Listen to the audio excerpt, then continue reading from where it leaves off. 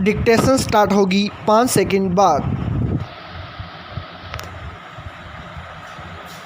Yes, PC Mahalanobis एक ऐसे महान वैज्ञानिक एवं व्यावहारिक सांख्यिकीविद थे जिनकी भारत के आर्थिक नियोजन में अग्रणी एवं महत्वपूर्ण भूमिका रही है। किसी भी देश की प्रगति के लिए उसकी राष्ट्रीय आय का अनुमान आवश्यक है। स्वतंत्रता प्राप्ति के बाद भारत में इस उद्देश्य की पूर्ति के लिए वर्ष 1949 में महालनोबिस की अध्यक्षता में एक राष्ट्रीय आय समिति का गठन किया गया था। जब आर्थिक विकास को गति देने के लिए योजना आयोग का गठन किया गया तो उन्हें इसका सदस्य बनाया गया। भारत की दूसरी पंचवर्षीय योजना ऐसी पीसी महालनोबिस मॉडल पर ही आधारित थी। उन्हें सांख्यिकीय माप में महालनोबिस दूरी के लिए याद किया जाता है। उन्होंने भारत में मानवमिति में अध्ययन को बढ़ावा देने में अग्रणी भूमिका निभाई। उन्होंने भारतीय सांख्यिकीय संस्थान की स्थापना की एवं वृहत पैमाने पर प्रतिदर्श सर्वेक्षण की परिकल्पना में अपना योगदान दिया। महालनोबिस, जिनका पूरा नाम प्रशांत चंद्र महालनोबिस है, का जन्म 29 जून 1893 को कोलकाता में हुआ था। उनके दादा गुरुचरण वर्मा समाज के अध्यक्ष एवं खजांची के रूप में समाज सुधार आंदोलन में सक्रिय योगदान दिया करते थे। महालनोबिस के पिता का नाम सुबोध चंद्र था। वे एक विख्यात शिक्षाविद थे जिन्होंने इंग्लैंड के यूनिवर्सिटी से फिजियोलॉजी की पढ़ाई के बाद प्रेसिडेंसी कॉलेज के फिजियोलॉजी डिपार्टमेंट में प्रोफेसर के रूप में कार्य किया। महालनोबिस ने बर्मा बॉयज स्कूल में प्रारंभिक शिक्षा प्राप्त करने के बाद आगे की पढ़ाई के लिए कलकत्ता के प्रेसिडेंसी कॉलेज में दाखिला लिया। वहां से उन्होंने वर्ष 1912 में भौतिकी में प्रतिष्ठा के साथ बीएससी की उपाधि प्राप्त की। उसके बाद वे कैम्ब्रिज यूनिवर्सिटी में पढ़ने के लिए इंग्लैंड चले गए। कैम्ब्रिज के किंग्स कॉलेज से उन्होंने आगे की पढ़ाई की। इस दौरान उनकी वार्ता महान गणितज्ञ श्रीनिवास रामानुजन से हुई। कैम्ब्रिज से भौतिकी में पूरा करने के बाद महालनोबिस ने लेबोरेटरी में सीटीआर विल्स के साथ कार्य किया। उसके बाद वे थोड़े समय के लिए स्वदेश आ गए। यहाँ उन्हें प्रेसिडेंसी कॉलेज के प्राचार्य से मिलाया गया, जिन्होंने उन्हें वहाँ भौतिकी की कक्षा लेने के लिए आमंत्रित किया। 27 फरवरी 1923 को महालनोबिस का विवाह निर्मल कुमारी से हुआ। जब वे पुनः इंग्लैंड लौटे तो इस बार उन्होंने वहाँ नामक पत्रिका देखी। यह उन्हें इतनी अच्छी लगी कि इसका पूरा सेट ही उन्होंने खरीद लिया और इसे भारत ले गए। इसके बाद उन्होंने मौसम विज्ञान एवं मानवमिति की कुछ समस्याओं के समाधान के लिए सांख्यिकी की उपयोगिता की खोज की और भारत में अपनी वापसी पर इस क्षेत्र में कार्य प्रारंभ कर दिया।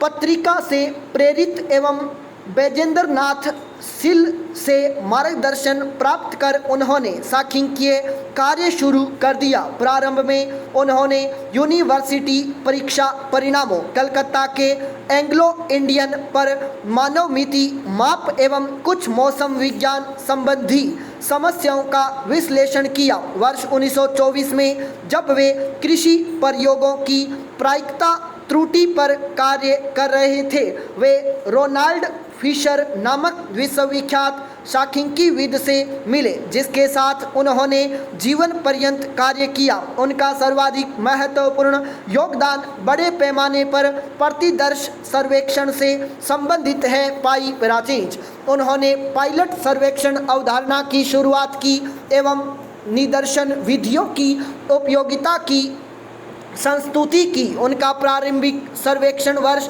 1937 से 1944 के बीच प्रारंभ हुआ।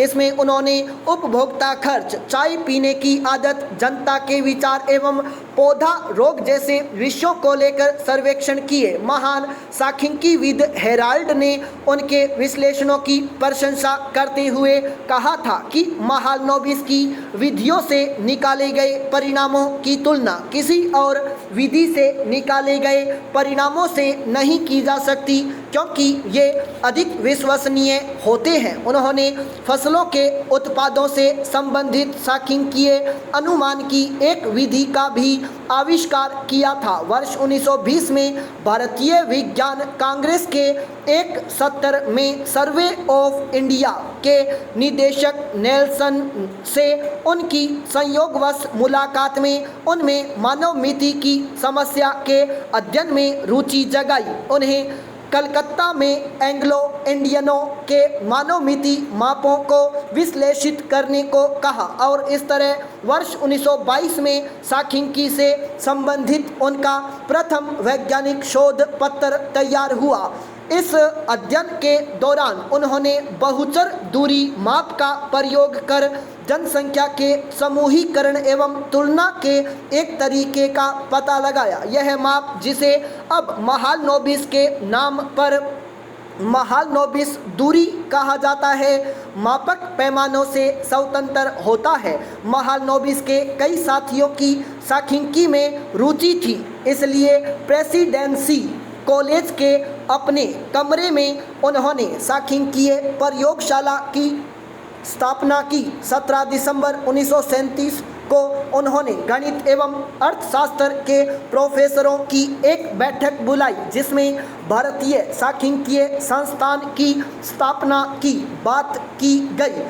इसके बाद 28 अप्रैल 1932 को 1860 के सोसाइटीज रजिस्ट्रेशन एक्ट 21 के अंतर्गत एक गैर लाभप्रद सोसाइटी के रूप में इसे पंजीकृत किया गया। शुरुआत में यह संस्था प्रेसिडेंसी कॉलेज के भौतिकी विभाग में थी।